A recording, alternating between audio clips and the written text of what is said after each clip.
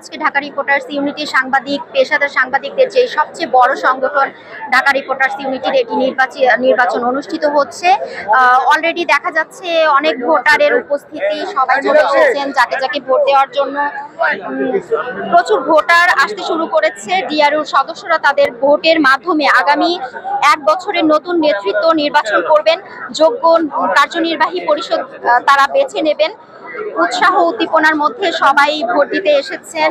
এখানে সভাপতি পদে লড়ছেন 3 জন প্রার্থী, সহসভাপতি পদে লড়ছেন 2 জন, সাধারণ সম্পাদক পদে লড়ছেন 4 জন, যুগ্ম সম্পাদক পদে 2 জন, অর্থ সম্পাদক পদে বিনা প্রতিদ্বন্দ্বিতায় রয়েছেন 1 জন, সাংগঠনিক সম্পাদক পদে রয়েছেন 4 জন, দপ্তর সম্পাদক পদে রয়েছেন 2 জন, নারী বিষয়ক সম্পাদক পদে লড়ছেন 2 জন, প্রচার ও প্রকাশনা সম্পাদক পদে রয়েছেন 2 জন, তথ্য প্রযুক্তি ও প্রশিক্ষণ সম্পাদক পদে 2 জন রয়েছেন, ক্রীড়া সম্পাদক পদে রয়েছেন 2 জন, সাংস্কৃতিক সম্পাদক পদে বিনা প্রতিদ্বন্দ্বিতায় রয়েছেন এমদাদুল হক খান নির্বাচিত হয়েছেন। আপ্যায়ন সম্পাদক পদে বিনা প্রতিদ্বন্দ্বিতায় রয়েছেন মোহাম্মদ সলিমুল্লাহ মেজবা। কল্যাণ সম্পাদক পদেও বিনা প্রতিদ্বন্দ্বিতায় রয়েছেন রফিক মৃধা। কার্যনির্বাহী সদস্য 7টি পদে রয়েছে, 7টি পদে 8 জন প্রার্থী রয়েছেন। সর্বমোট হচ্ছে 37 জন সদস্য প্রার্থী হয়েছেন ভোটের মাঠে, ডিআরইউর ভোটের মাঠে। এখন আমরা কথা বলবো একজন প্রার্থীর সঙ্গে, চলুন শুনি তিনি কি বলেন। আপনি তো সভাপতি পদে লড়ছেন ডিআরইউ নির্বাচনে, আপনি যদি দ্বিতীয়বারের মতো সভাপতি পদ তৃতীয়বারের মতো, তো আপনি যদি নির্বাচিত হন আগামীতে ডিআরইউর জন্য কি কি করবেন? আমি সবসময় পেশাদার সাংবাদিকদের পক্ষে থাকি, আমি পেশাদার সাংবাদিকদের পক্ষেই থাকবো এবং আপনার পেশাদার সাংবাদিকদের জন্য যা যা করার তাই করা হবে। আপনি তো যুগ্ম সম্পাদক পদে লড়ছেন, যদি আপনি বিজয়ী হতে পারেন সদস্যদের জন্য এবং ডিআরইউর জন্য কি কল্যাণ বয়ে আনবেন? মূলত আমি একজন পেশাদার সাংবাদিক এবং পেশাদার সাংবাদিক হিসেবে আমার মূল কাজ হচ্ছে পেশাগত যে মান উন্নয়নের কাজটি এবং আমাদের যারা পেশাদার সাংবাদিক রয়েছে তাদের কার্যক্রমের ক্ষেত্রে গতি আনা এবং তাদেরকে বিভিন্ন রকম নিরাপত্তা সহ বিভিন্ন বিষয়গুলো নিয়ে কাজ করা এবং একই সাথে পেশাগত যে সাংবাদিকতার জায়গা আছে সেটার আরো উৎকর্ষ সাধন করা, সেই বিষয়গুলো চেষ্টা করব।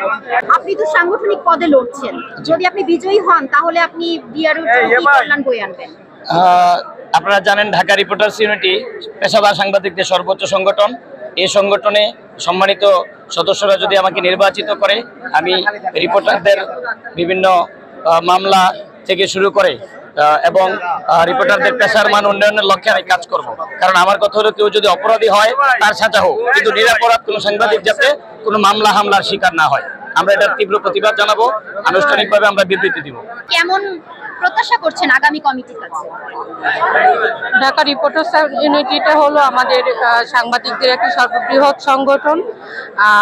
প্রতিটা কমিটি অনেক ভালো করে থাকে, কিন্তু আমরা বরাবরই প্রত্যাশা করি যেন প্রত্যেকটা কমিটি আরো ভালো করুক। আমাদের দেশের সংকট সময়ে সাংবাদিকরা যাতে বেকার না হয়, সাংবাদিকদের অনেক হত্যা মামলার আসামি হয়েছে আমাদের সাংবাদিকরা, যারা মিথ্যা মামলায় আসামি হয়েছে তাদের পক্ষে যাতে সংগঠন বা সংগঠনের নেতৃবৃন্দ যাতে কঠোর ভূমিকা রাখে। সাংবাদিকদের কল্যাণ হবে, সাংবাদিকদের সুযোগ সুবিধাগুলো তারা নিশ্চিত করবে, এরকম একটা কমিটি আমি আসলে চাই যে তারা নির্বাচনের পরে সবকিছু, আমরা জাতীয় নির্বাচনের ক্ষেত্রে যেমন দেখি যে নির্বাচনে জয়ী হওয়ার পর সবকিছু ভুলে যায়, এটা যেন না হয়।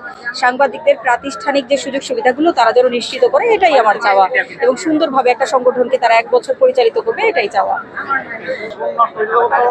এতক্ষণ আমরা কথা বলছিলাম ভোটার এবং প্রার্থী দুই পক্ষেরই সঙ্গে। বিকেল 5টা নাগাদ হচ্ছে ভোট গ্রহণ চলবে। কে আসতেছেন আগামী 1 বছরের জন্য নেতৃত্বে, নতুন নেতৃত্ব, সেটি দেখার জন্য অপেক্ষা করতে হবে ভোট গ্রহণ শেষে। আফরিন, ঢাকা টাইমস।